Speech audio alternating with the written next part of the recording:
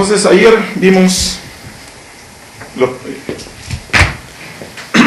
principios de interpolación lineal, ¿no? Vimos cuáles son los métodos de interpolación lineal que en general se usan más. Comenzamos primero por el asunto de, ¿no?, que los estimados no son lo verdadero, o sea, no es, y nunca vamos a poder obtener en función de las muestras de las que disponemos el valor verdadero de un bloque. Inclusive el estimado total nunca va a ser el valor verdadero, no se va a poder, ¿no? Simplemente una aproximación en función de la información que tenemos, ¿no? Ese valor del bloque nunca lo vamos a poder conocer, ni después del minado, ¿no? Vamos a quizás tener una idea de cuál es el recurso total de la mina, pero información bloque por bloque nunca se va a obtener, ¿no? Ni aún después del minado, porque no se mina bloque por bloque, ¿no? Y no se analiza la información de cada bloque a la vez. Entonces, los estimados siempre tienen errores. La idea es minimizar esos errores, ¿no? No hay forma de evitar cometer los errores, entonces la idea es tratar siempre de minimizar el efecto de los errores, ¿no? Obviamente, una de las formas de minimizar esos errores es hacer uso de los controles geológicos que hay, ¿no? Uno de los problemas de no hacer uso de los controles geológicos es que los errores que cometamos a veces no van a poder ser detectados por alguna de las herramientas que usemos, ¿no?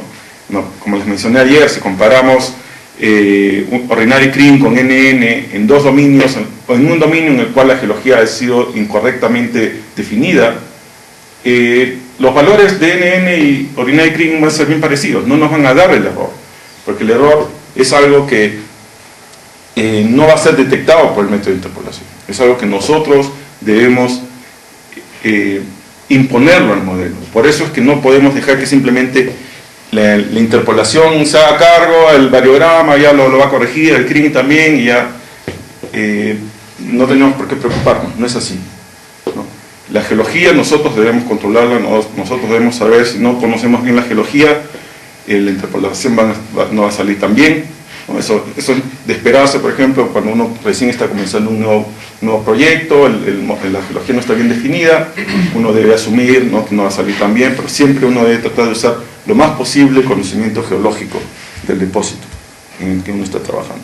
Hay distintos tipos de control en la mineralización, distintos tipos de dominios que se pueden usar para controlar la interpolación. Control geológico en sí, ¿no?, que ya es litológico, estructural, como se usan estos elementos.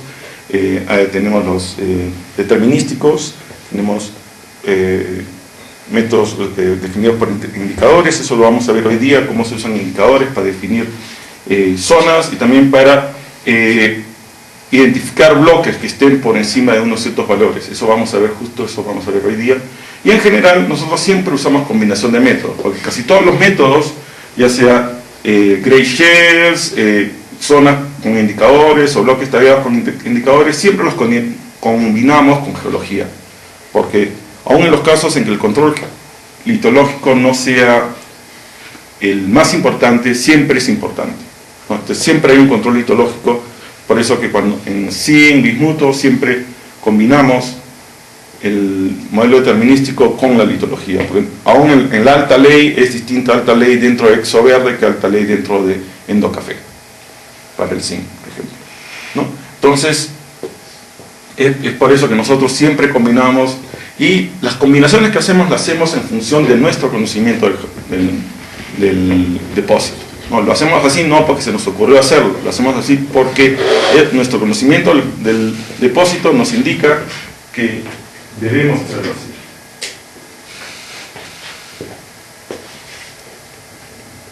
Luego vimos lo del cambio de soporte, que es básicamente simplemente el hecho de que la varianza varía en función del soporte. El soporte es el volumen de la muestra que estamos tomando, ¿no? Puede ser compósito, puede ser un bloque. Aumenta el volumen, la media debe permanecer bien, al menos que estamos combinando dominios al aumentar el volumen. En general la media debe estar igual o muy parecida, pero la varianza disminuye al aumentar el volumen. Es lo principal que tenemos que tener en cuenta por el momento. Eso quiere decir que la varianza de los bloques en general va a ser menor que la varianza de los compósitos, ¿no? Igual, una varianza de los ensayos, que son a un soporte menor, entre 1 y 3 metros, va a ser menor que la varianza de nuestros compósitos, que son a 7.5 metros, ¿no? Igual, la varianza de los compósitos a 7.5 metros va a ser menor que la varianza de los compósitos de 15 metros, ¿no? Hay diferentes varianzas. ¿Ah? La varianza de 7.5 es mayor que la de 15, sí. Pero, ¿no? Entonces, siempre que aumenta el soporte, disminuye la varianza. ¿Qué tanto aumenta o qué tanto disminuye? Eso lo vamos a ver ya sea más tarde o mañana, dependiendo el tiempo que tengamos, qué tanto avancemos, cuando veamos en un poco más detalle este tema del cambio de soporte. Pero por el momento lo importante es el asunto de conocer que cuando estamos hablando de soporte más grande, la varianza es menor. Luego vimos algunas condiciones que debe cumplir un método de interpolación lineal para que sea válido. El primero, vimos que no debe tener sesgo global, ¿no? Que la media por dominio debe ser lo más parecida a la real. En general, como no sabemos cuál es la real, la forma en cómo nosotros comparamos esto es comparando con los compósitos, con el NN, ¿no? De nuevo, aquí, si es que nuestro dominio no está bien definido, si comparamos solo con el NN o con los compósitos, no vamos a poder detectar verdaderos sesgos globales que podemos estar introduciendo. Entonces, el chequeo que nosotros hagamos contra compósito, contra NN, está en función de que nuestro dominio esté bien definido. Si el dominio está bien definido, esa comparación es válida, nos va a indicar si estamos introduciendo sesgo global o no. Si nuestro dominio no está bien definido, lamentablemente no vamos a poder detectar si estamos introduciendo sesgo global o no.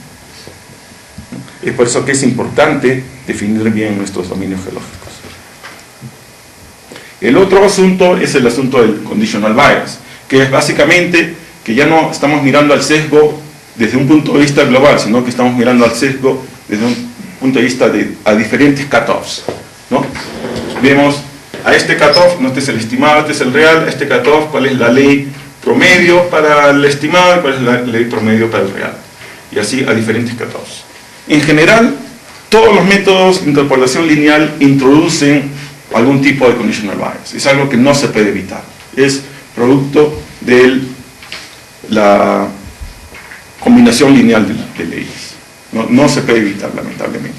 Entonces, como toda cosa que no podemos evitar, lo que tenemos que hacer es minimizarlo, ¿no? Es tratar de minimizarlo para no afectar.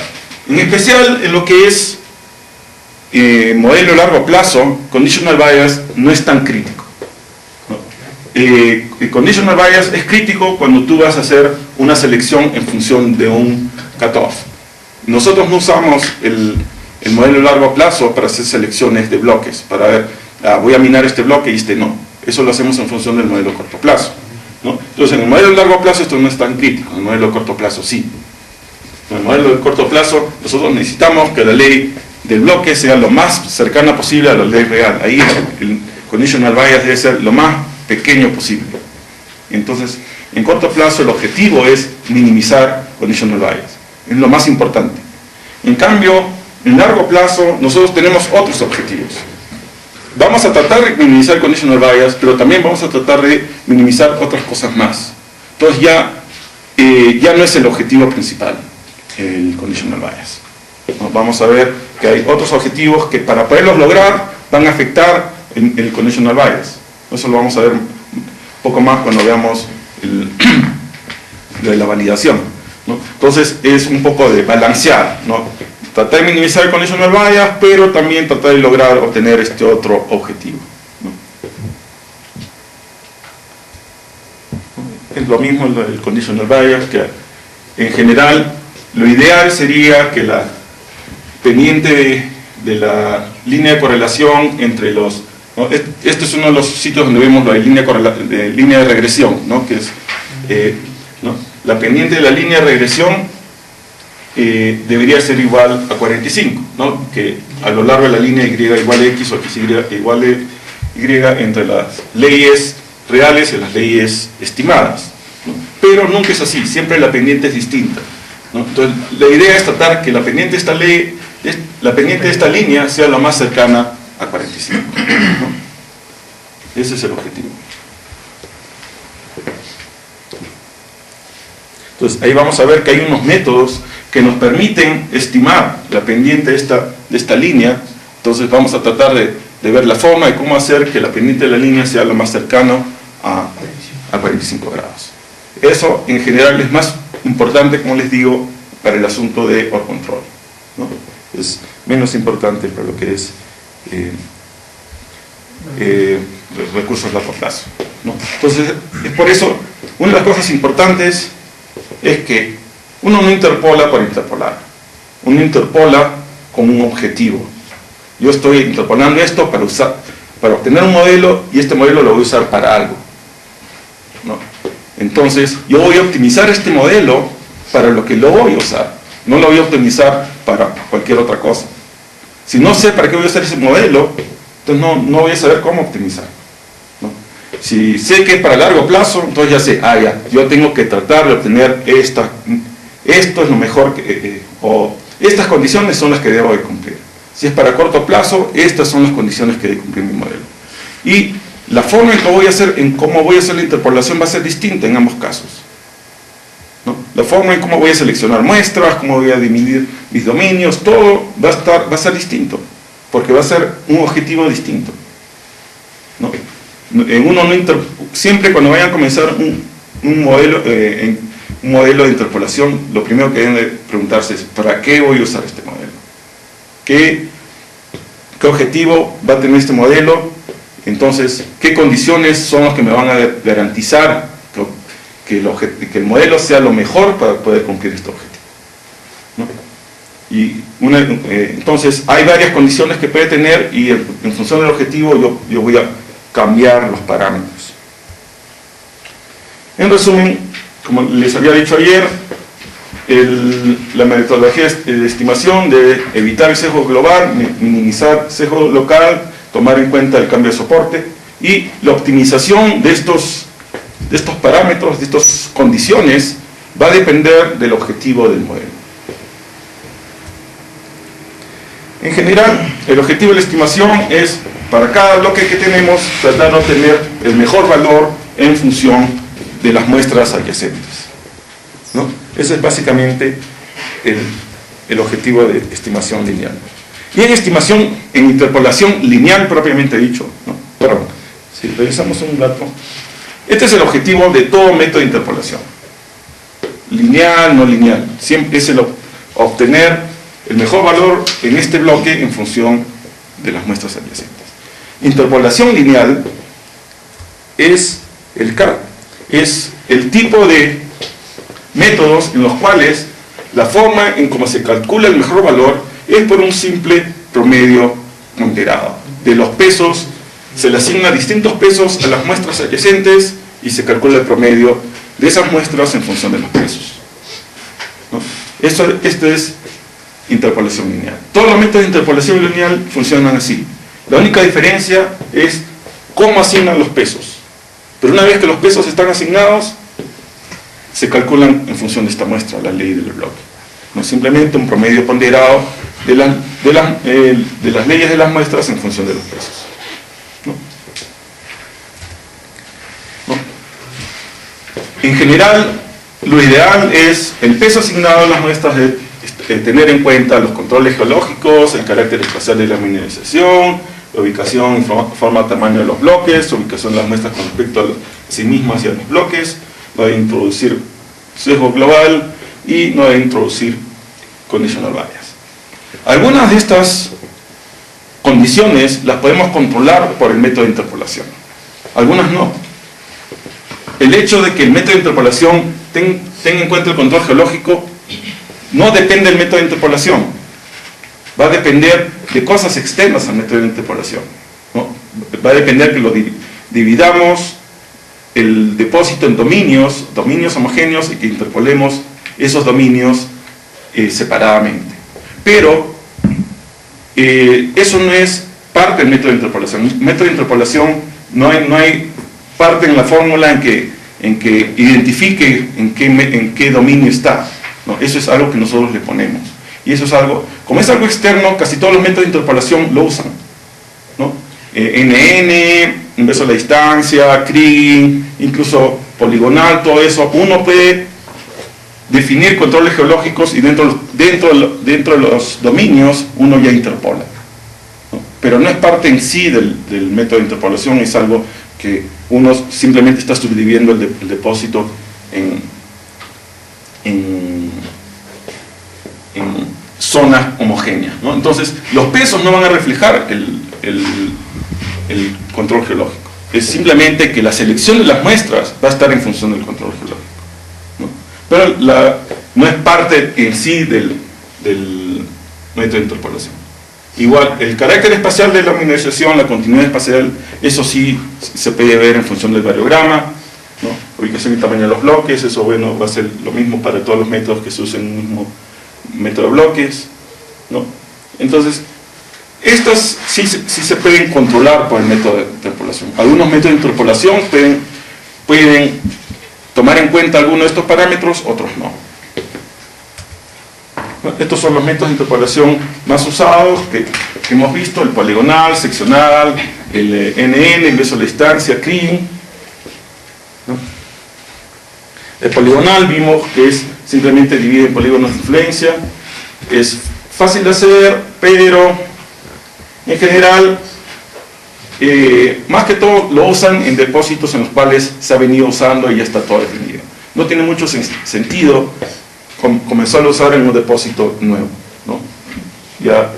Y aparte, en general, aunque te calcula bien la ley global, en general introduce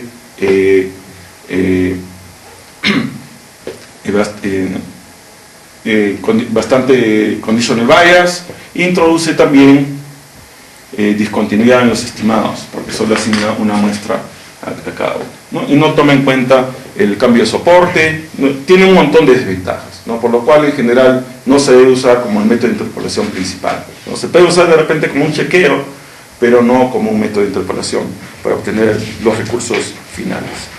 Seccional, en general, se puede decir una variación del poligonal. Simplemente se divide el depósito en secciones, se calculan las leyes en las secciones en función de los compósitos dentro de esa sección, y luego se asigna la ley de la sección, se calcula la ley promedio de la sección y se asigna la ley de la sección al volumen de influencia de esa sección, ¿no?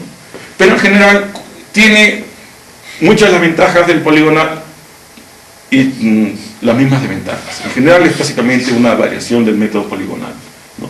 Fácil de hacer, pero lamentablemente, bueno, en general te da la ley global bien, pero introduce conditional bias. Nearest neighbor es básicamente también una variación del método poligonal, solo que en este caso de usar polígonos se asigna directamente la ley del compósito al bloque, ¿no? Se asigna la ley del compósito más cercano al bloque, ¿no? La ventaja es fácil de entender, fácil de hacer. El problema es que tiene los mismos problemas que el poligonal, ¿no? No toma en cuenta el cambio de soporte, una sola muestra por estimado, discontinuidad de estimados, porque cambia de compósito, pues, saltos fuertes, y no toma en cuenta la correlación espacial de las muestras. Se le puede forzar un poco la anisotropía, pero en general no toma en cuenta, no le puedes asignar pesos, porque siempre vas a usar una sola muestra, ¿no? Entonces, anisotropía no funciona tan bien en el NN, y aunque calcula bien la ley global, también tiene un conditional bias significativo, ¿no? El nearest neighbor está bien como para usar como chequeos, y por esa razón que nosotros lo usamos aquí en Etamina, simplemente como un chequeo, pero no se debe usar como el método que uno va a usar para el cálculo de recursos de un depósito de agua. Inverso a la distancia es el primero de los métodos que estamos viendo hasta ahora que usa más de una muestra. El resto usaba en general una muestra, y luego, bueno, en el seccional, primero asignabas una muestra a un polígono y luego combinabas la ley de los polígonos. Pero en general era una muestra a la vez. Cambio, aquí en inverso a la distancia es el primero de los métodos que estamos viendo que usa más de una muestra, entonces combina muestras y los combina en función de la distancia. Ya comienza a introducir el concepto de que hay una correlación de las leyes con la distancia. Usa una función de correlación bastante arbitraria, porque no hay ninguna razón por la cual inverso de la distancia al cuadrado o inverso de la distancia al cubo es mejor, ¿no? Pero por lo menos toma en cuenta la distancia. Ya es un gran avance. Y es por eso que es muy popular y es por eso que se sigue usando. Es un modelo, es un tipo de interpolación que es bastante fácil de setearlo. Casi todos los software para minería, ¿no? Gencon, Mindsight, no sé, como DataMine o Vulkan, pero lo más seguro es que también tienen inverso a la distancia, ¿no?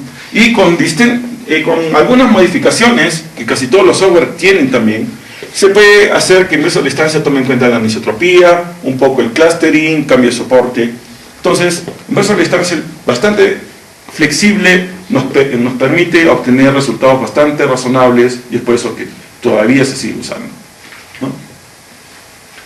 Las desventajas son que la correlación espacial que usa es arbitraria, aunque un poco se puede calibrar, pero en general es arbitraria, no minimiza la varianza de estimación, es decir, no hay forma de saber que el error que nos está generando, ¿no? Nosotros ya hemos visto la varianza de estimación ayer, entonces ya podemos ir pensando desde ese punto de vista, ¿no?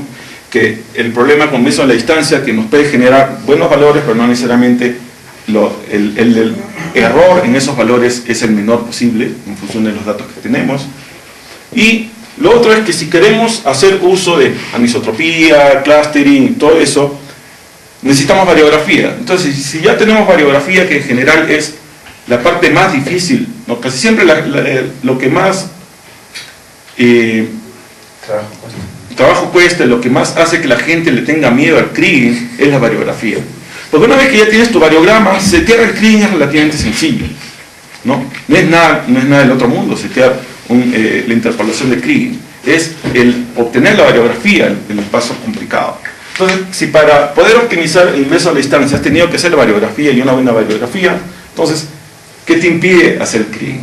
Ya es un poco... Y en general, kriging, antiguamente, especialmente cuando se tenían computadoras lentas y todo, kriging se puede decir significativamente más lento que inverso a la distancia. Actualmente la diferencia es mínima, no se nota, casi es bien difícil de ver la diferencia en el tiempo que toma interpolar un modelo con inverso a la distancia o con kriging, ¿no? Entonces, muchas de las razones por las cuales se seguía usando inverso a la distancia en vez de kriging ya no existen.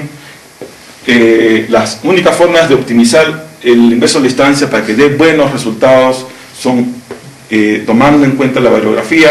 Entonces, si ya tienes variografía, ¿por qué no haces kriging? Entonces, en general, no hay mucha razón para usar inverso a la distancia. Vamos a ver después que hay algunos casos en los que sí se puede justificar usar inverso a la distancia, pero son pocos. En general es preferible usar kriging, ¿no? Entonces, ahí paramos porque primero vamos a ver, antes de explicar los métodos de kriging, tenemos que explicar de dónde salieron, ¿no? Y ahí es cuando comenzamos a hablar del asunto de error de estimación, varianza de estimación, ¿no? Error de estimación es el error teórico que ocurre entre la diferencia del valor estimado y el valor real, ¿no? El valor estimado lo conocemos, pero el valor real no lo conocemos, entonces el error nunca lo vamos a conocer, ¿no? Como esta es una diferencia, como es un valor, a todo valor nosotros le podemos aplicar estadísticas, ¿no? Especialmente cuando tenemos un número grande. Esta diferencia es por bloque, entonces nosotros tenemos un error en cada bloque, podemos calcular la media de los errores para todos los bloques y la varianza de los errores para todos los bloques, ¿no? La media de los errores, bueno, generalmente se llama media de errores, no hay problema, pero a la varianza de los errores se le llama de otra forma, se le llama varianza de estimación, que a veces confunde porque a veces uno piensa que es la varianza de los estimados, que es otra cosa, ¿no? Entonces, la varianza de estimación es la varianza de este valor, ¿no? Y en general, ayer vimos que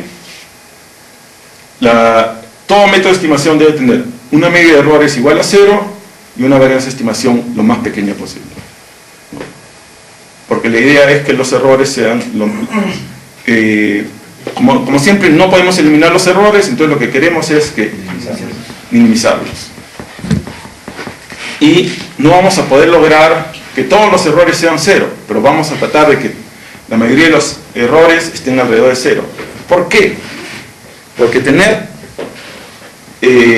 errores, una media de errores igual a 0, va a garantizar que tengamos un modelo de recursos que en promedio no sea sesgado, ¿no? Que no haya una diferencia entre la ley estimada y la ley real. De nuevo, estamos hablando de promedios. O sea, la ley de un bloque individual puede tener un sesgo significativo, puede ser mucho más alta o mucho más baja que la ley real de ese bloque, pero en promedio de todos los bloques no hay sesgo, y eso es lo que nos interesa, ¿no?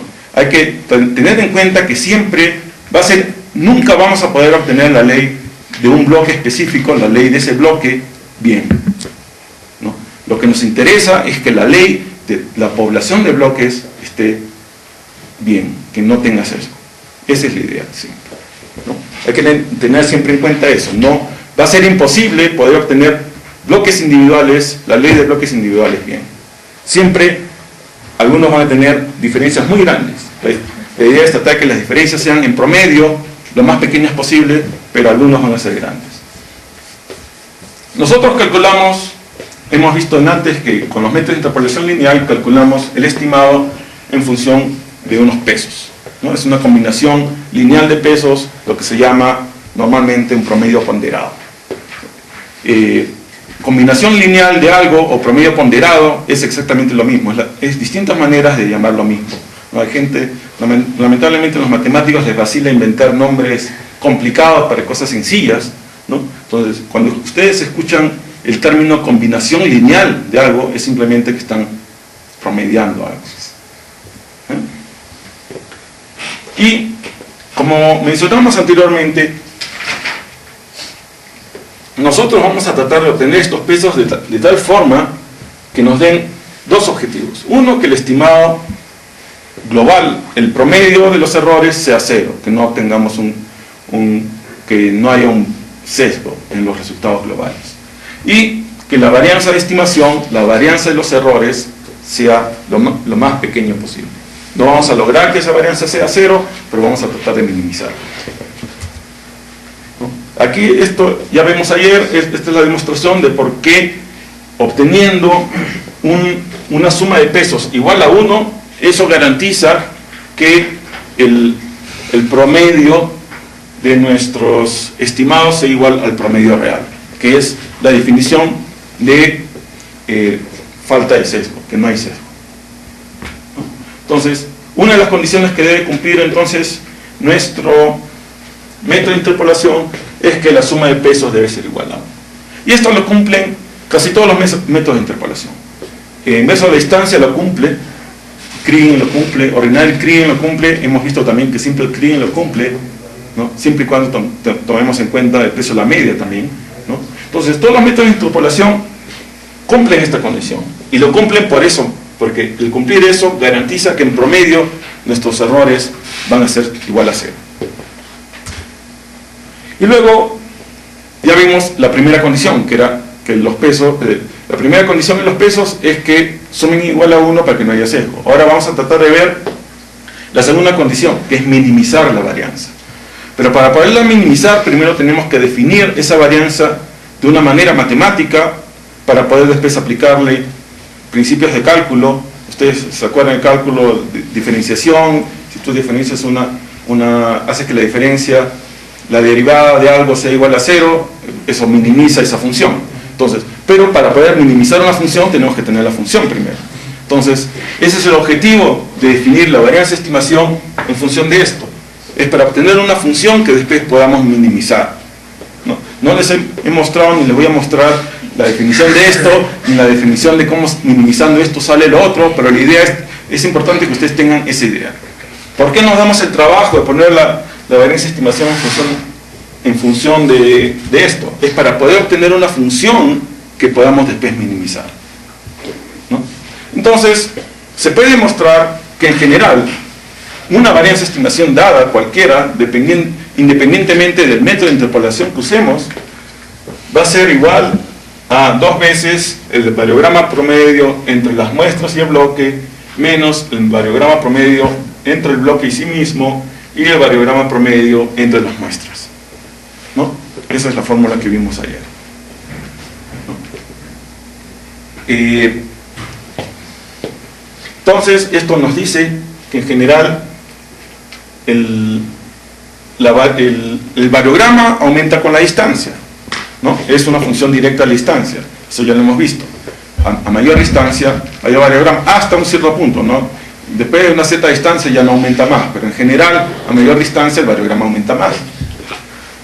Entonces, este factor va a aumentar en función de la distancia de las muestras al bloque, ¿no? Entonces, el principal valor de la varianza de estimación va a ser en función de la distancia de nuestras muestras al bloque, ¿no? Mientras menor sea la distancia, vamos a obtener un mejor valor. Mientras mayor es la distancia, el error en la estimación va a ser mayor. Es lógico, ¿no? Es algo que ustedes esperan, ¿no? Solo no pasaría eso si estuviéramos en una distribución completamente aleatoria, un efecto de pepita puro, ¿no? En el cual los valores son independientes de las distancias. Ahí sí la distancia no entraría para nada en la forma. Pero en la mayoría de los casos, el variograma, nuestras leyes, ¿no? Nosotros intuitivamente sabemos que si tenemos muestras cercanas al bloque, la ley de ese bloque va a estar mejor estimada. Si las muestras están lejos del bloque, las leyes van a estar peor estimadas. Y eso se ve reflejado en este término de ecuación, ¿no? Entonces vemos que este término refleja cosas que nosotros intuitivamente conocíamos. Luego, este término refleja el tamaño del bloque, ¿no? El variograma es más grande mientras más grande sea el bloque. Entonces el variograma promedio va a ser más grande mientras sea más grande el bloque. Como tiene signo negativo, esto implica que la varianza de estimación va a ser menor mientras más grande sea el bloque. Y eso es lógico, ¿no? Es más fácil estimar un bloque grande, ¿no? Por ejemplo, es más fácil, menos error hay en estimar la ley de todo el depósito que la ley de bloques individuales, ¿no? Tiene sentido, ¿no? Va a haber menos variabilidad en la ley global de todo el depósito que en la ley de cada bloque, ¿no? Mientras más grande ese bloque, más fácil de estimar la ley, ¿no? Y eso nos indica este parámetro. De nuevo, es algo que intuitivamente nosotros entendemos. Y el tercer parámetro es quizás un poco menos intuitivo, pero igual una vez que ya lo entendemos, tiene sentido. Es que mientras mayor sea la distancia entre las muestras, menor es la varianza de estimación. Si las muestras están muy juntas entre sí, ¿no? No es lo que vimos ayer.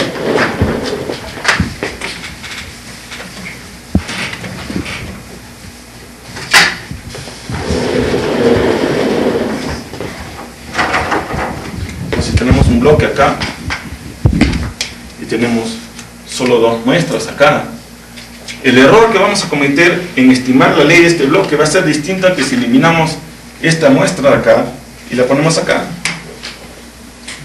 ¿no? En este caso el error va a ser menor que si tenemos las 2 muestras aquí juntas, ¿no? Eso es lo que nos está diciendo el tercer término, ¿no? Y en cierta manera tiene sentido. Aquí estamos capturando más la distribución espacial de leyes alrededor del bloque. En cambio aquí, si tenemos estas 2 muestras juntas, prácticamente son redundantes en cierta manera. Están capturando información muy similar entre sí, ¿no? En cambio, con 2 muestras muy separadas, estamos capturando cómo varía más la información a lo largo de esta área. El bloque está en medio del área, entonces vamos a tener más información con respecto al bloque, ¿no? Por ejemplo, si hay un tren, hay una tendencia a disminución de leyes, estas 2 muestras juntas no van a capturar eso. En cambio, teniendo una muestra acá y otra muestra acá, ahí lo va a capturar mejor el tren. entonces vamos a poder capturar mejor el promedio. Guillermo, ¿y cómo influyen los puntos del bloque? Por ejemplo, ahí dices el diagrama promedio de los puntos del bloque. Los puntos del bloque es algo que nosotros forzamos, es arbitrario, ¿no? Eso es lo que dijimos ayer. En general, más o menos ya se sabe que un cierto número de puntos es lo que se llama la discretización, ¿no? ¿Cuántos puntos dividimos el bloque para poder estimar la ley del bloque? Es la discretización. Que en general, en 2D, en dos dimensiones, 16 puntos en general más o menos es suficiente, ¿no? Uno ve una cierta especie de variación, ¿no? Si uno se diera el trabajo de calcular, ¿no?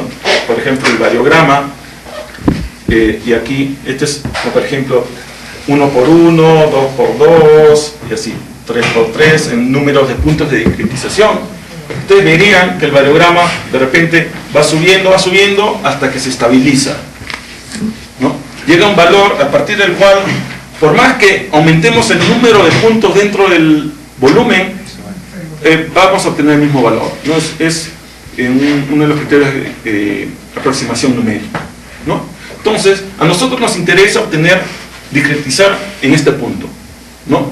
Porque siempre, mientras más discretización usemos, eso va a aumentar el tiempo que demora en hacer el cálculo, ¿no? Entonces, no nos interesa usar 100% de discretización, ¿no? Demoraría mucho. Y es por gusto. Igual vamos a tener un valor. Entonces, nos interesa obtener un valor más o menos aquí. Un valor aquí no nos conviene porque nos va a dar un valor con mucho error, ¿no?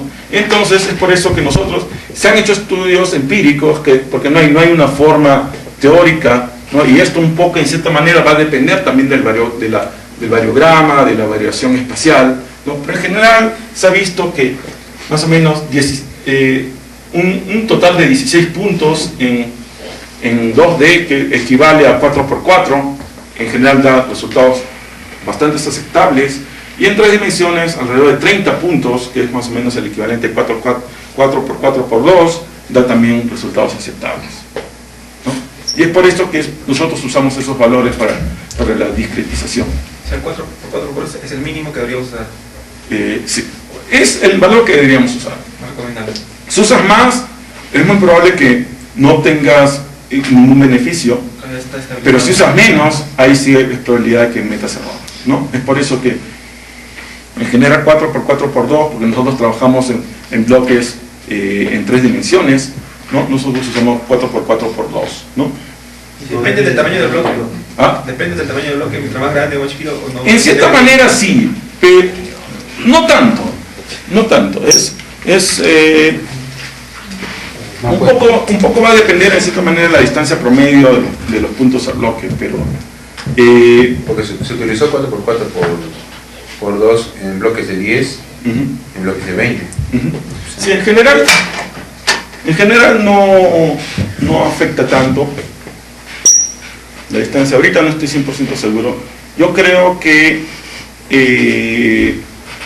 el tamaño en cierta manera tiene que ver, ¿no? Si el bloque es muy grande, se debería usar más puntos, ¿no? Especialmente si es grande en función de la distribución espacial de las muestras con respecto al bloque, ¿no?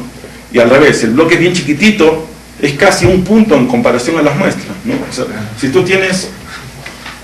El problema es que nosotros tenemos que usar un valor promedio porque la distancia de nuestras muestras al bloque no es constante, ¿no? Si tenemos nuestro bloque aquí y nuestras muestras acá, probablemente no necesitemos discretizar mucho porque la distancia de nuestras muestras al bloque, pequeñas variaciones aquí son ínfimas en comparación a la distancia total, ¿no? Pero en cambio, si tenemos un bloque de este tamaño, entonces la distancia de acá a acá y la distancia de acá a acá es bien grande, ¿no? Y eso va a variar. El variograma de acá a acá y el variograma de acá a acá es distinto. Entonces probablemente un bloque mucho más grande va a necesitar una discretización más grande, ¿no? Entonces, pero el problema es, nosotros estamos trabajando con una distribución espacial de muestras con respecto al bloque variable, ¿no? A veces tenemos muestras bien pegadas con respecto al bloque, a veces muestras bien lejanas con respecto al bloque. Entonces nosotros estamos tratando de compensar el error promedio, ¿no?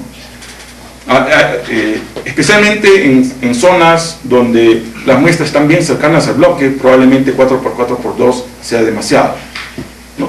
Pero no le hacen. Y probablemente en las muestras que están más lejanas, 4x4x2 sean, no, al revés, cuando las muestras están bien lejanas, 4x2 sea demasiado. Cuando las muestras están bien cerca, 4x4x2 de repente es muy poco. Pero en promedio es lo mejor, ¿no? Siempre estamos tratando de obtener promedio. Si tuviéramos una distribución espacial homogénea de muestras, ahí quizás podríamos optimizar mejor, ¿no? Pero el problema es precisamente eso, ¿no? Nuestras muestras no están homogéneamente dispersas en el espacio, ¿no? La distancia de las muestras a los bloques varía, en algunos casos más cerca, en otros casos más lejos, entonces tenemos que un poco tratar de obtener un valor promedio, ¿no? Un valor optimizado para el bloque. En especial, como estamos trabajando con bloques más pequeños, esto es un poco menos problema, ¿no? Mientras más pequeño el bloque es, ¿no? Volvemos a este caso original, ¿no? Que la distancia de las muestras a los distintos puntos del bloque varía menos, entonces el efecto de la discretización es menor, ¿no? Porque cuando el bloque es más grande, ahí es más importante. Una de las cosas que quería probar, está claro el concepto del variograma promedio, ¿no? Es básicamente se calcula el variograma entre, por decir en este caso que es el variograma promedio entre una muestra y el bloque. Se calcula el variograma entre la muestra y cada uno de los puntos en que se ha discretizado el bloque, ¿no? Se calcula, ¿no? Ya tenemos un modelo de variograma, entonces simplemente en función de la distancia y la dirección se calcula un valor del variograma, se almacena, se calcula este valor, se almacena, en este caso son 9 puntos, se calculan esos 9 valores y se le saca el promedio, ¿no? Que es entre un noveno, y ese valor es el variograma promedio. Cuando es el variograma del bloque entre sí, es simplemente se calcula de los 9 puntos a los otros 9, de cada uno de los puntos a los otros 9 y así sucesivamente. En este caso serían 81 veces, ¿no? Entonces, así es, esa es la fórmula del cálculo de variograma. Entonces, lo importante de esta fórmula es que es genérica, se aplica en cualquier caso, no para cualquier método de interpolación, no asume ningún método de interpolación dado, ¿no? Es algo intuitivo, no es algo, ya vuelvo a repetir, la varianza de estimación es directamente proporcional a la distancia de las muestras al bloque, es inversamente proporcional al tamaño de los bloques, inversamente proporcional a la distancia de las muestras entre sí, que es algo que es intuitivo para nosotros, ¿no? Y depende únicamente del modelo de variograma. Entonces aquí volvemos a entrar, ¿no? Si el modelo de variograma está bien calculado, esto nos va a dar un buen estimado de la varianza de estimación. Si el variograma está mal calculado porque no tuvimos en cuenta bien la geología, o porque no lo modelamos bien, o nuestros datos no son lo suficientemente buenos para modelar, entonces la varianza de estimación que obtengamos no va a ser tan buena, ¿no? O sea, va a haber un error en la varianza de error, ¿no? O sea, la varianza de error no siempre va a estar bien estimada, ¿no? Como no siempre va a estar bien estimada, entonces, como Kriging minimiza la varianza de error, Kriging no va a estar bien estimado. ¿Entienden? Entonces, esa es la importancia de tener un buen modelo de variograma y un buen modelo geológico, ¿no? Si nosotros no hemos calculado bien el modelo de variograma, vamos a calcular mal la varianza de estimación y eso va a tener una influencia final en los pesos de Kriging. Luego vimos que la varianza de estimación, en vez de la fórmula genérica, se puede representar también en función de los pesos. En este caso, lambdas, estas letras lambda son los pesos, ¿no? Ahí me olvidé de cambiar la nomenclatura para que esté consistente, ¿no? Son los pesos, ¿no? Pero básicamente es la misma fórmula, solo que definida ahora en función de pesos.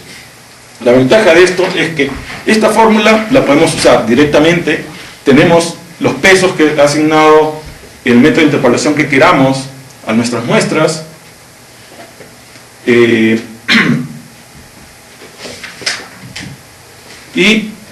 podemos tener nuestro modelo variograma, lo podemos meter aquí y con eso podemos calcular la varianza de estimación.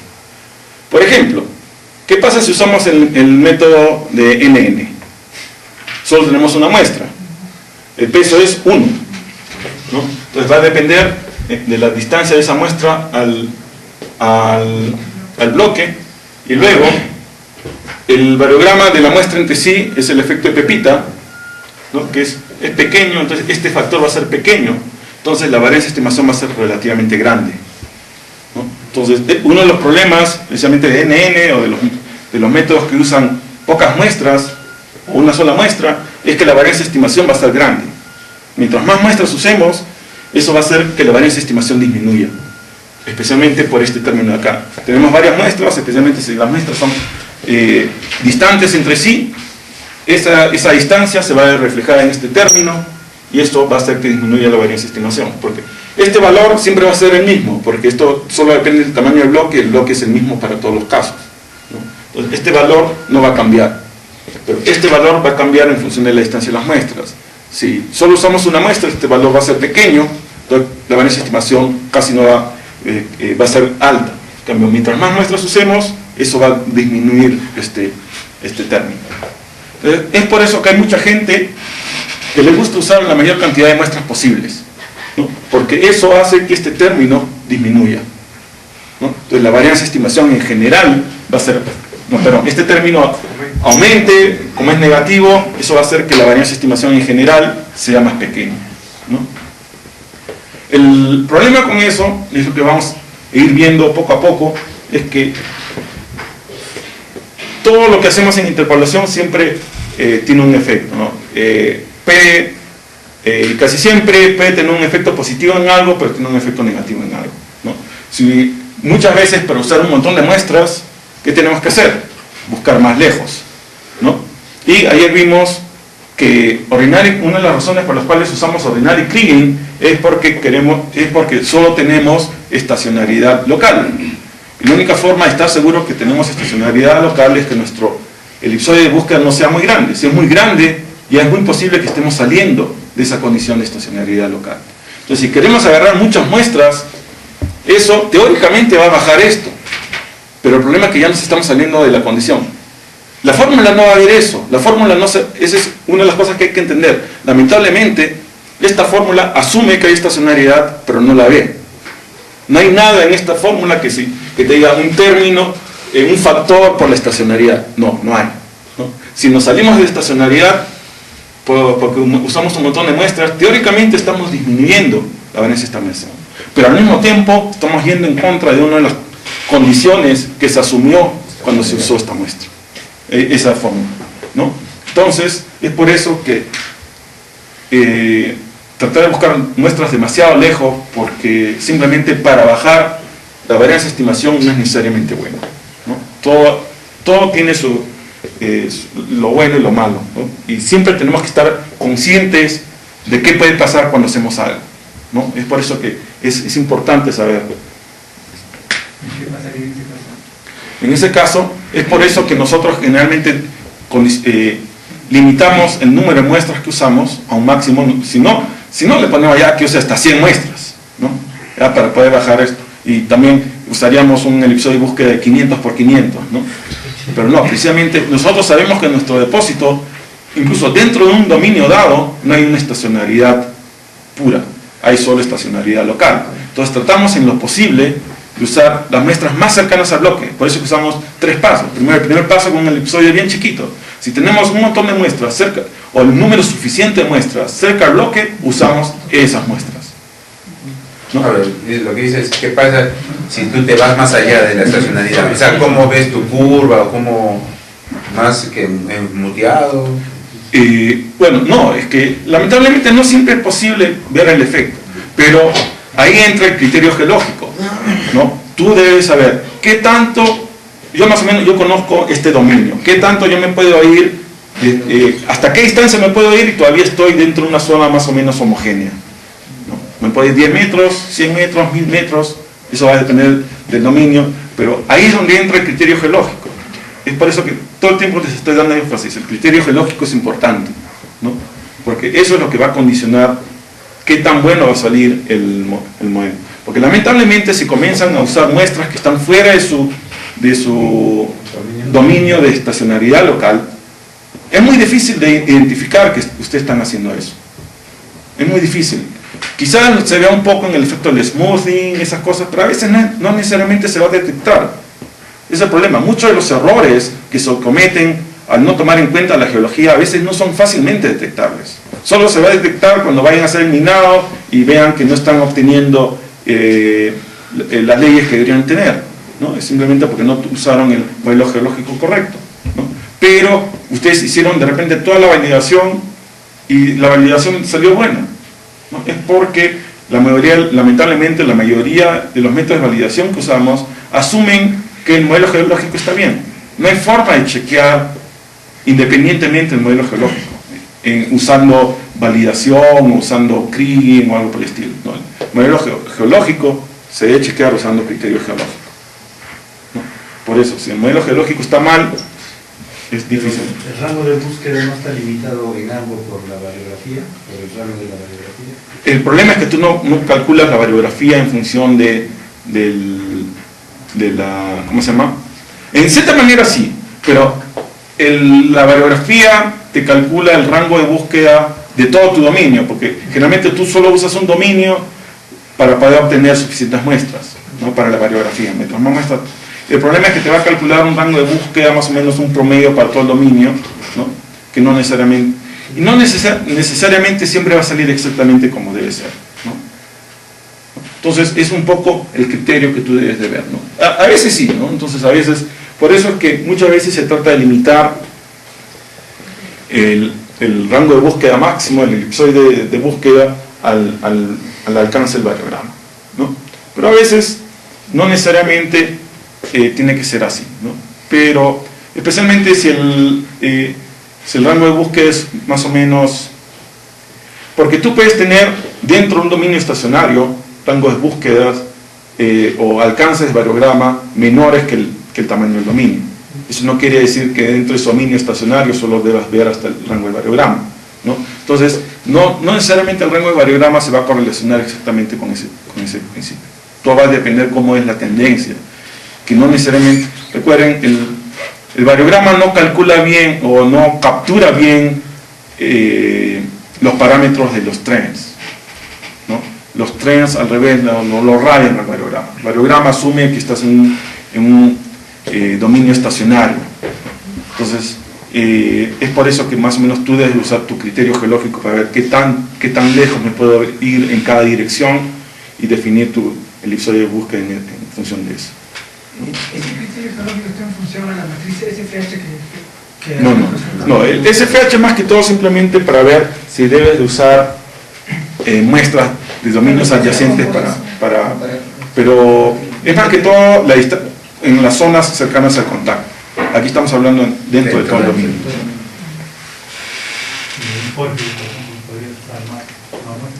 ¿Ah? Claro, en un pórfido puedes usar, en general, en el intrusivo, especialmente lejos de los contactos, ahí tú puedes buscar, la migración es más homogénea, puedes buscar más lejos, ¿no? Puedes usar rangos de búsqueda más largos. En el scan, deberías, especialmente scans delgados, como el lindo rosa, de repente deberías usar rangos de búsqueda más pequeños, especialmente en la dirección perpendicular al contacto, ¿no? Pero no es tan crítico en esos casos porque como el dominio es delgado, ¿no? Por ejemplo, el dominio es de este ancho, si tú haces tu elipsoide de búsqueda así, o sea, demasiado ancho, no pasa nada, porque aquí no vas a encontrar muestras, entonces no le hace, ¿no? Entonces, en cierta manera, a veces tampoco no hay que preocuparse demasiado de eso, ¿no? Si no hay muestras, no lo va a agarrar. Lo único que tienes que asegurarte de que lo hayas seteado bien y que no vaya a agarrar muestras de los dominios adyacentes, ¿no? Ahí sí intervienen esos contactos del SFH, ¿no? Bueno, claro, ¿no? Especialmente si los contactos deben ser duros, ¿no? Ahí defines que, ¿no? Pero o sea, por error pusiste contactos suaves, entonces ahí ya se explota, ¿no? Entonces a veces pasa eso, ¿no? Es por eso, especialmente el endo rosa, es por eso que era una de los tipos de roca que tuvo más problemas en 2008 en todos los modelos. ¿Por qué? Porque en muchos casos usó ya sea contactos suaves o contactos firmes, y pasaba esto. Entonces agarraban un montón de muestras, especialmente del intrusivo o del endocafé, ¿no? Entonces esto casi siempre, especialmente el endocafé tiene la ley más alta que el endorrosa, entonces le subía la ley al endorrosa, ¿no?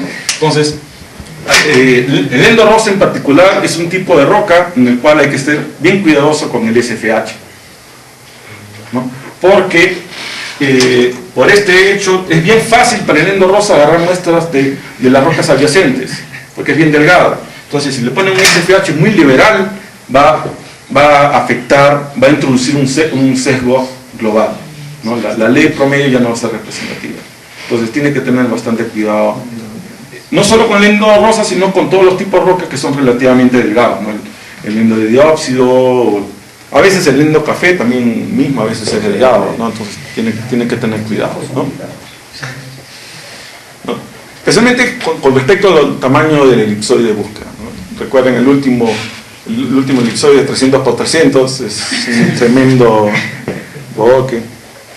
En ese caso del joven que pasó esto el año pasado, era porque tenía contactos firmes de 21 o 22 creo, y luego se pasó a 25, pero, o se puso duros también. Claro, se pasó de 25 a 21, creo. Claro, estaba agarrando hasta 50 metros el contacto, entonces estas muestras de por acá agarraban, ¿no? Entonces, agarraba más muestras del otro tipo de roca que del otro tipo de roca, ¿no? Dice eso, No, pero ahí te tienes que... bueno, a veces es por eso que nosotros el proceso de interpolación es un proceso iterativo. A veces, no, por ejemplo, en este caso no se nos ocurrió que podía pasar, ¿no? Y pasó, pero ahora ya sabemos. El mole ha sido más interactivo que... ¿No? Entonces, como ya sabemos que puede pasar eso, hay que tener cuidado, ¿no? En esos casos, de repente ya el contact plot nos dice eso, pero yo sé que si hago esto, ¿qué me puede pasar? Entonces lo pongo un poco más duro y de repente lo interpolo y me sale, no, está muy duro, tengo que ponerlo un poco más suave, y así. Lamentablemente, no esperen que les salga bien a la primera, ni a la segunda, ni a la tercera, ¿no? Tienen que hacerlo varias veces hasta que les salga bien, esa es la idea, ¿no? Van probando, ¿no? De repente un tipo de roca ya les salió bien, pero el otro está mal, y así van modificando, y a veces por modificar uno malogran el otro, y así van, hasta que ya les sale algo bastante bien, ¿no? Pero el proceso de interpolación es iterativo, es por eso que se le da un tiempo relativamente largo al proceso, y en general la mayoría, buena cantidad del proceso es en la validación, porque la validación incluye también volver a correr el modelo, ¿no? Entonces no se desesperen si es que ven que este está mal, tengo que volverla a correr, es normal, ¿no? Ellos no se desesperan.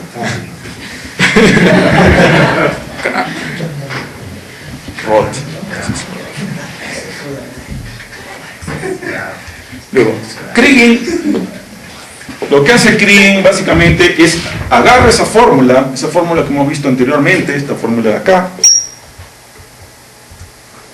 y le aplica la diferencia y haya la derivada de esta fórmula que sea igual a 0. Calcula y se ha demostrado, ya no necesitan ustedes demostrarlo, que esta ecuación, si se cumplen estas condiciones, esa derivada es igual a 0 y se minimiza la varianza de estimación, ¿no? Entonces, con esta fórmula en la cual la sumatoria de los pesos por el variograma promedio de BI por BJ más mu es igual al variograma promedio de la muestra versus el bloque.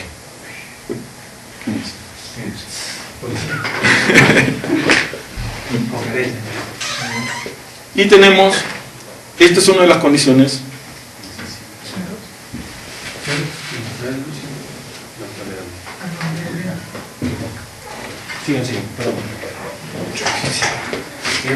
Y recuerden, esta es solo una de las condiciones. La otra condición es que la sumatoria de pesos es igual a 1. Entonces, como tenemos estas condiciones, tenemos que añadir una variable más para poder tener el número igual de variables con el número de ecuaciones. Una vez que se tiene eso, ya es un problema típico de álgebra, que es solución de ecuaciones, de n ecuaciones con n variables. Es algo sencillo, ¿no? Hay software que se ha inventado hace más de 100 años que puede hacer eso. O algoritmos que te permiten hacer eso. 100 años. Claro. No tiene 30 años la computadora. No, más de 50. ¿No? Eso no se cuenta. No, pero ahí hacían este tipo de cosas, era el vacilón. Estadísticas, cálculos matemáticos. Para eso inventaron las primeras computadoras. Una máquina grande, ¿No? Entonces, usando estas ecuaciones, vamos a calcular los pesos que supuestamente minimicen la varianza de estimación. Obviamente, siempre hay que tener en cuenta esa varianza de estimación está minimizada, asumiendo que este modelo de variograma sea correcto y que estemos en un dominio estacionario, ¿no?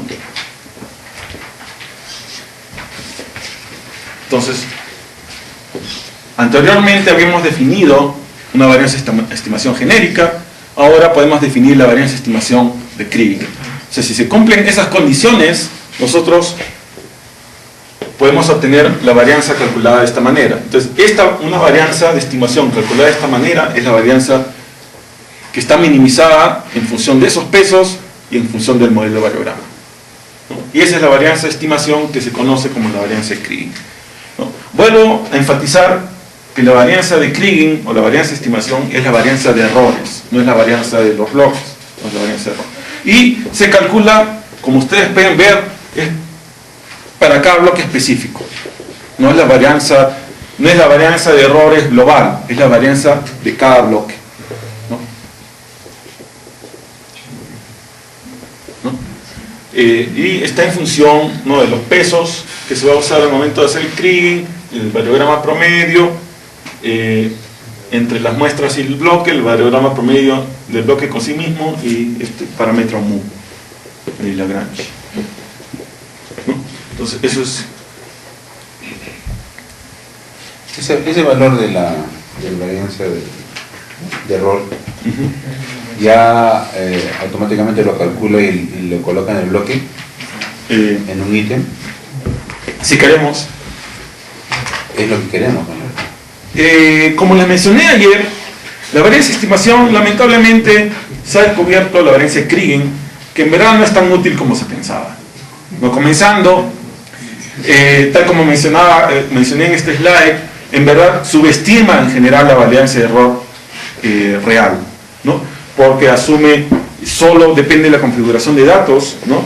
Si vemos aquí, no entra para nada el valor de las leyes, solo entran los pesos y el modelo de variograma y el mu que se mete de contrabando, pero no entra para nada los valores. Como no entran los valores, en general tiende a subestimar la varianza estimada, la varianza real de errores, ¿no? Entonces, en general, cada vez se usa menos, ¿no? Nosotros, en la mayoría de modelos, todos los años siempre hemos creado una variable dentro del modelo de bloques para almacenar la varianza de estimación. Siempre la hemos almacenado y nunca la hemos usado, ¿no? ¿Por qué? Porque en general no es costumbre, uno nunca sabe cuándo la quieres usar, pero nunca la hemos usado, ¿no? Mindsight, como vamos a ver un poco más tarde, te da la opción de guardar ya sea la varianza de estimación propiamente dicha o la raíz cuadrada de la varianza de estimación, que es la desviación estándar. En general es preferible la desviación estándar porque es en unidades más razonables. ¿No recuerdan la varianza, como es siempre unidades al cuadrado, especialmente si está con bismuto, arsénico, ¿no? Es 10.000 al cuadrado, son 10 a la 8, ¿no? Tendrías que hacer una variable así para poder guardar esos valores. En cambio, la desviación estándar está en unidades las unidades de la variable, es más sencillo. No simplemente lo pones con las mismas unidades de tu variable, ¿no? Entonces, pero en general se ha descubierto que no es tan útil como se pensaba. Pero siempre algo te puede dar una idea de que especialmente la calidad de la información alrededor de tu bloque, ¿no? Si la varianza de estimación es muy alta, indica que de repente las muestras están muy lejos del bloque o has usado muy pocas muestras, ¿no? O sea, no te va a indicar directamente por qué ese bloque tiene una varianza de estimación alta, pero por lo menos te va a indicar que tiene una varianza de estimación alta. Entonces, de repente sería bueno que ustedes simplemente después de hacer clean le den una chequeada a la varianza de estimación o a la revisión estándar y vean, ¿no?, qué distribución tiene en el espacio para ver qué les muestra, ¿no? Lo que ustedes deberían esperar es que den en el centro del depósito la varianza de estimación debe ser baja y en los bordes la varianza de estimación debe ser más alta, ¿no? Porque ahí es donde hay menos datos, ¿no? Y ahí hay más posibilidad de error. Si ustedes ven algo distinto, entonces eso les puede indicar que hay un error por ahí, de repente hay un error en alguna parte del seteo de Kriging que está haciendo que no esté agarrando suficientes muestras, ¿no? Entonces, no se pierde nada siempre dándole una chequeada, ¿no? En vez de estar chequeando el número de datos, algo así, es un chequeo más rápido, ¿no? Portean la varianza de estimación para todos sus bloques y ven, ¿no? Lo que ustedes esperan, lo lógico es que hacia el centro del depósito la varianza de estimación sea menor. Y lo que hay que tener en cuenta es que como nosotros usamos el correlograma, la varianza de estimación está estandarizada de 0 a 1, ¿no? Entonces el valor va a salir entre 0 y 1. Entonces, 1 es una varianza alta, 0 es una varianza baja. Entonces no va a salir en las unidades reales. La varianza de estimación es un estimador del error de estimación. No es el error real, no es simplemente un estimador. No hay forma de conocer ese error real y aparte la varianza de Kriging depende de ciertas condiciones, ¿no? De que el modelo de variograma sea correcto, depende de que estemos en estacionariedad, entonces depende de ciertas cosas, entonces no es la varianza real, ¿no? Pero es lo mejor que podemos entender. Luego lo que les estaba mencionando ahorita, especialmente en el caso de nosotros usamos correlograma, entonces nuestra varianza de estimación va a salir de 0 a 1, ¿no?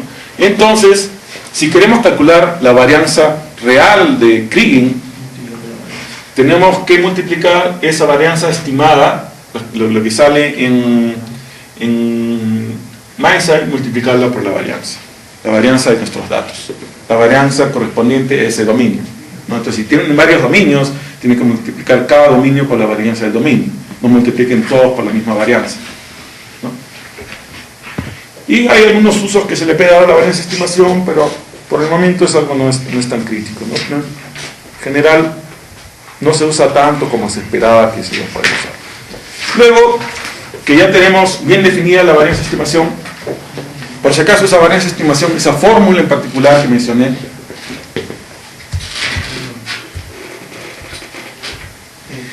aquí sale, he puesto OK para dejar en claro que esta es la varianza de estimación de Ordinary Kriging, ¿no? La varianza de estimación de Simple Kriging es parecida, pero no es igual, ¿ya? Si no me equivoco, creo que no tiene el mu y no me acuerdo. Sí, creo que simplemente no tiene el mu, y los pesos son los pesos de Simple Kriging, en este caso son los pesos de Ordinary Kriging, ¿no? Entonces, Simple Kriging y Ordinary Kriging son parecidos, pero no son exactamente iguales.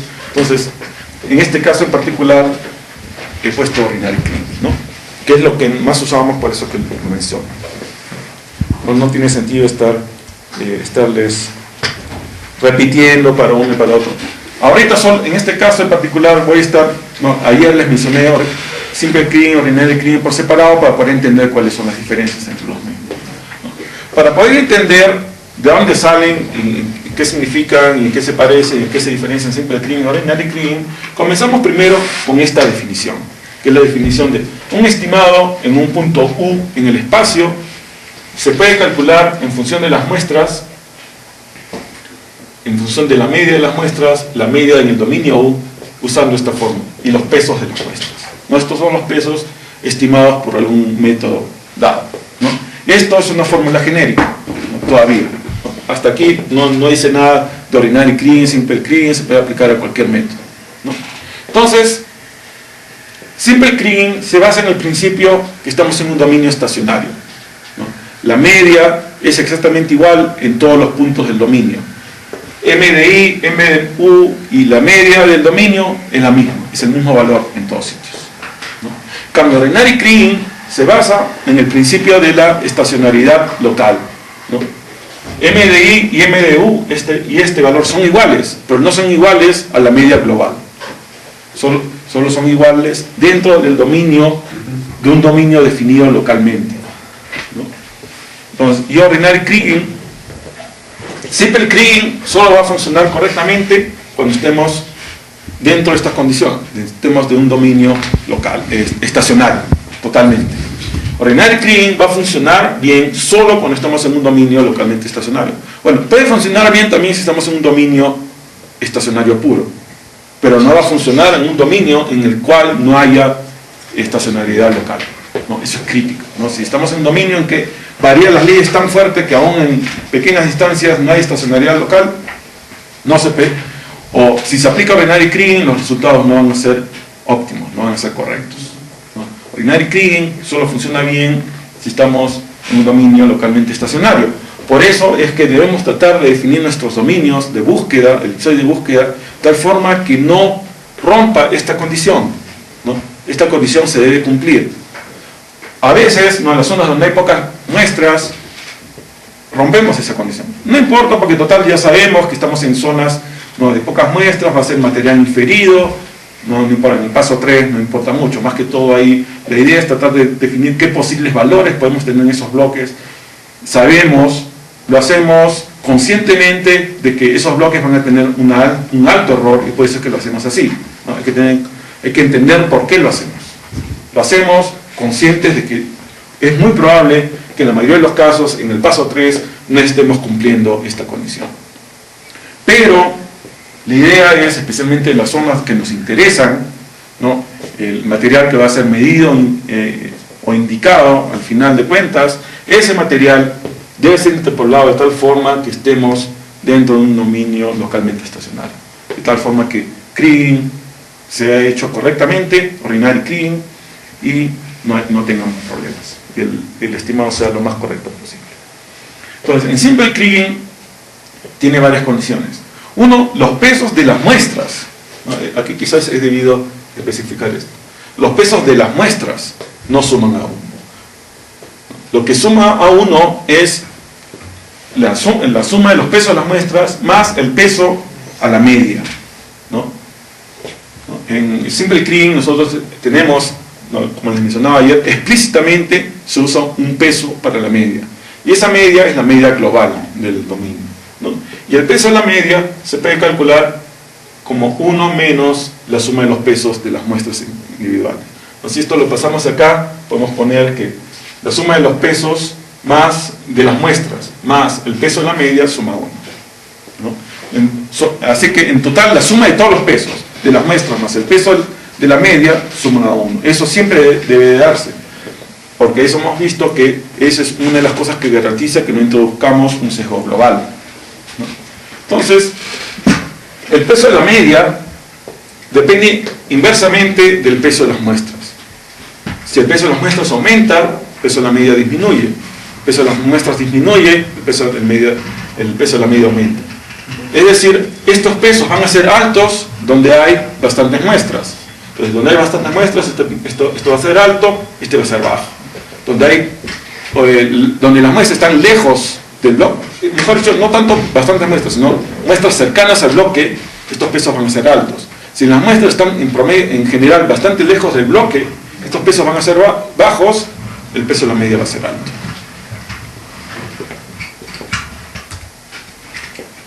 Entonces, para simple kriging vimos que MI y MU son iguales a M.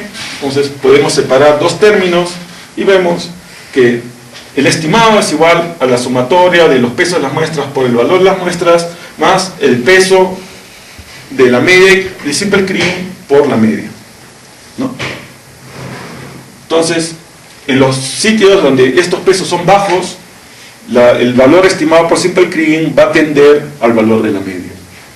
En cambio, cuando estos pesos son altos, el valor obtenido por simple kriging va a estar controlado por los valores de las muestras, ¿no? Ese es en parte el atractivo de simple kriging, ¿no? O sea, automáticamente, si está muy lejos tu bloque está muy lejos de las muestras, va a tender a la media. Si está cerca de las muestras, va a usar los valores de las muestras, ¿no? O sea, no tienes que estarte preocupando de si estoy cerca, que use las muestras, si estoy lejos, que use la media. No, simple kriging toma eso en cuenta automáticamente, ¿no? Ese es el atractivo de simple kriging. En cambio, ordinary kriging asume que MI y MU son iguales, pero son distintos de M. En este caso no interesa mucho, ¿no?, que sean distintos de M. Pero lo importante es que estos dos valores son iguales, igual los podemos sacar, ¿no? Pero en este caso, al sacarlos acá, 1 menos la sumatoria de pesos, nosotros hemos visto que la sumatoria de pesos es 1, 1 menos 1 es 0. Entonces el valor en la media se va y nos quedamos con que el valor en ordinary kriging es calculado simplemente, esta es la forma en cómo es calculado, propiamente dicho. Es simplemente calcula los pesos y luego multiplica el promedio ponderado de las muestras por los pesos y punto, ¿no? Entonces es ligeramente distinto.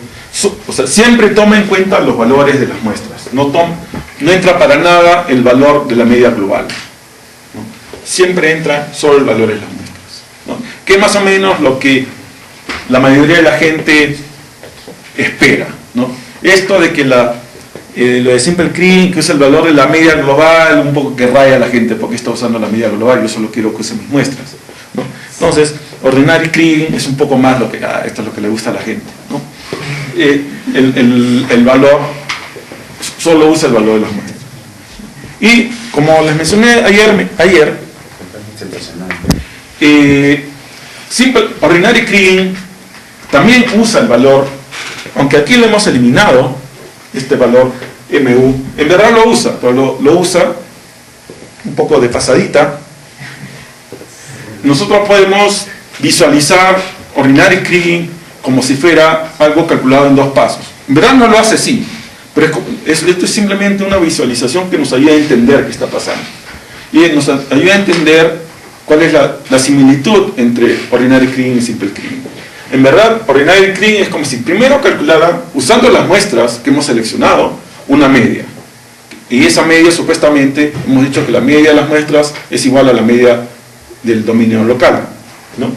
Entonces, calcula esa media de kriging y luego aplica simple kriging usando esa media local, ¿no? Entonces, el valor de simple kriging es igual a esto. Entonces la diferencia entre simple kriging y ordinary kriging es en el valor de la media que usa, ¿no? Porque estos son los pesos calculados por simple kriging. Entonces, si esta media fuera exactamente igual al valor de la media global, obtendríamos exactamente el mismo valor usando simple kriging, ordinary kriging, ¿no?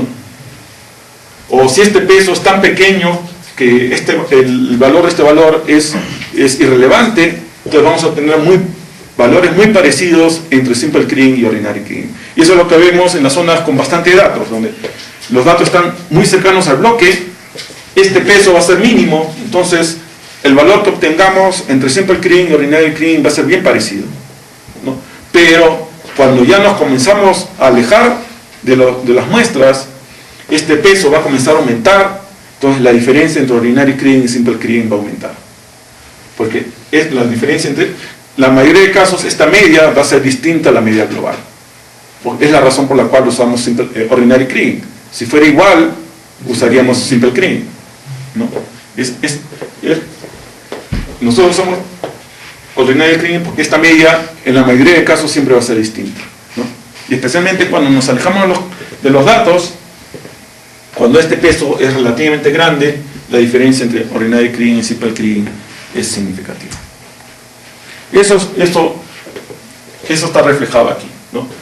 El valor obtenido por ordinary kriging es igual al valor obtenido por simple kriging más el peso de la media de simple kriging multiplicado por la diferencia entre la media de ordinary kriging y la media de simple kriging, ¿no? Si estos dos valores fueran iguales, estos dos valores son iguales porque esto se elimina, ¿no? Si este valor es pequeño, estos dos valores son casi iguales. Si este valor es grande, como este valor siempre va a ser distinto, como estos valores siempre van a ser distintos, siempre va a ser distinto de 0, en la mayoría de casos. Si este valor es grande, la diferencia entre estos dos va a ser grande, ¿no? Eso es lo más importante, ¿no? Luego aquí vemos un ejemplo de lo que pasa especialmente en las zonas donde el valor de la media, nos vemos aquí, este es el valor de la media de ordinary kriging y este es el valor de la media de simple kriging. Vemos que especialmente en las zonas donde el valor de los dos son parecidos, el valor, este es el valor interpolado por ordinary kriging, interpolado con simple kriging. Vemos que en esta zona los valores son iguales. Y en esta zona que es más distinto, los valores se escapan. Como aquí hay poco control de datos, no hay datos, en esta zona los pesos de simple kriging son relativamente, o los pesos de la media son relativamente altos en ambos casos. Entonces, en ordinary kriging, el valor va a tender a la media de ordinary kriging, en simple kriging el valor va a tender a la media de simple kriging, ¿no? En estos casos, entonces, si tenemos un valor muy alto, vamos a tener en los bordes valores que en ordinary kriging que son excesivamente altos. Es por eso que nosotros en los valores, en los bordes del depósito donde tenemos pocos datos, por eso usamos simple kriging, porque si usáramos ordinary kriging podríamos obtener este tipo de cosas, que basta con que haya un valor alto que nos dispara el valor. Especialmente ordinary kriging se usa dos muestras nomás, basta que un valor sea alto, va a calcular la media de ordinary kriging, le va a calcular en base a esos dos valores, el valor alto va a dominar la media, entonces el valor obtenido va a estar dominado por ese valor alto, ¿no? Que no es correcto. Entonces por eso en esas zonas nosotros queremos que el valor tienda al background. Si no les gusta que el valor tienda al background, tienen que perforar más, ¿no? Pero esa es la idea, ¿no?